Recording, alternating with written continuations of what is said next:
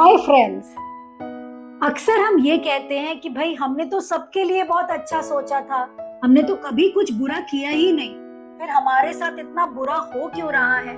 तो आज मैं आपको एक छोटी सी कहानी सुनाती हूँ। एक बार एक राज्य में एक राजा रहता था। उस राजा ने सोचा कि क्यों ना आज अपने राज्य के सभी बच्चों को मैं खीर खिलाऊं। बस फिर क्या था, राजा का हुक्म था, पालन तो होना ही था। खुले से मैदान में महल के सारे रसोइये एकत्रित हो गए। बड़ी सी कढ़ाई चढ़ाई गई, दूध की नदियां बहा दी गई और ढेर सारे चावल डालकर रसोइयों ने उस कढ़ाई पर अपना चमचा घुमाना शुरू किया। कढ़ाई में खीर बनती चली जा रही थी, दूध गाढ़ा होता चला जा रहा था और सारे गांव के बच्चे जब ये खबर सुने तो भागे भागे दौड़े दौड़े महल की ओर आ रहे थे। मगर इसी बीच ऊपर आसमान में एक चील एक सांप को अपने पंजों में दबाकर उड़ रही थी। अचानक उस चील के हाथ से वो सांप का पंजा छूट गया और वो सांप गिरता गिरता गिरता उस खीर की कढ़ाई में जा गिरा। मगर ये इतना जल्दी हुआ कि किसी ने कुछ देखा ही नहीं।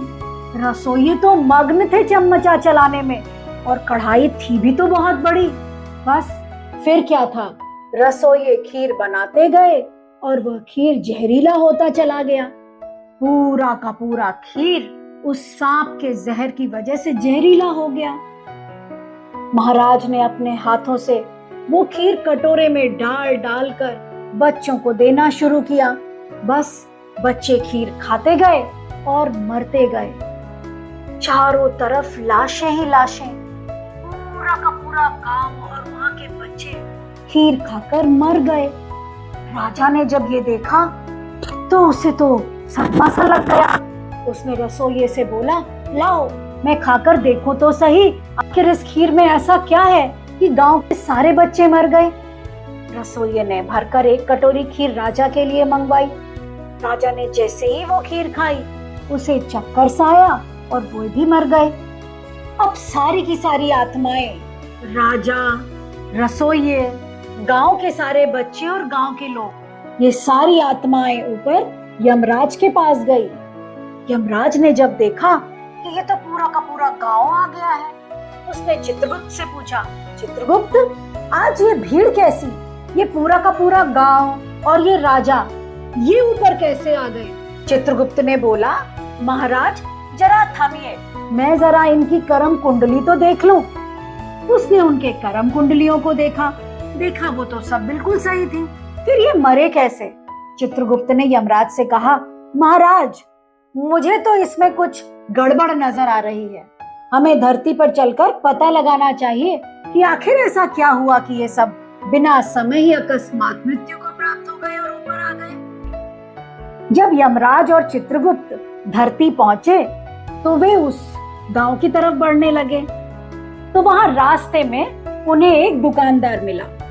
उस दुकानदार से जाकर यमराज ने पूछा, अरे भाई साहब ये महल का रास्ता कहाँ है। तो उस दुकानदार ने कहा, कौन सा महल, अच्छा वो महल, अरे भाई साहब वहां क्यों जा रहे हो, वहां तो एक राजा रहता है और वो खीर खिलाकर लोगों की जान ले लेता है, वहां मत जाओ। बस फिर क्या था, सारा मामला सुलझ गया। चित्रगुप्त ने बोला, प्रभु ये जो कुकर्म किया है, ये कुकर्म तो इस दुकानदार ने किया है, खामखा हमने इन लोगों की जान ले ली, असल में तो हमें जान इस दुकानदार की लेनी चाहिए। यमराज ने बोला, तथास्तु, वो दुकानदार मर गए। मगर इस कहानी से हमने क्या सीखा, चील ने जानबूझ करके वो सांप को नहीं गिराया था, उसकी पकड़ उस सांप से ढीली हो गई और वो सांप कढ़ाई में गिरने से उन हलवाइयों ने उस सांप को नहीं देखा। ये उनकी गलती भी नहीं थी क्योंकि वे तो खीर बनाने में मग्न थे। राजा ने वो खीर बच्चों को खिलाई तो सारे बच्चे मर गए, मगर उसका दोषी राजा भी नहीं था क्योंकि उसे तो पता ही नहीं था कि खीर जहरीली थी। उस पूरी घटना के बारे में उस दुकानदार ने जो अपनी जजमेंट दी कि वो राजा एक खूनी है, उसने उनके कर्मों को अपने बुरे कर्मों के खाते में जोड़ लिया।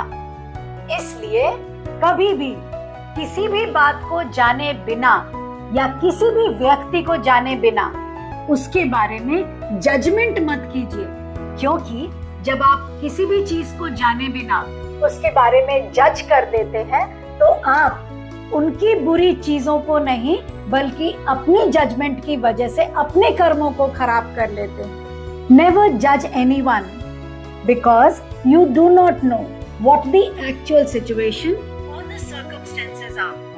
किसी के लिए अच्छा या बुरा बोलने वाले हम नहीं होते हैं, हम केवल अपने बारे में ही बोल सकते हैं। तो कैसी लगी आपको मेरी ये कहानी? आगे भी आपको इस तरीके की छोटी छोटी प्यारी प्यारी कहानियां सुनने का मुझसे मन है तो कमेंट बॉक्स में जरूर लिखें। मुझे सब्सक्राइब करना बिल्कुल ना भूलें और मुझसे मिलते रहें। Thank you.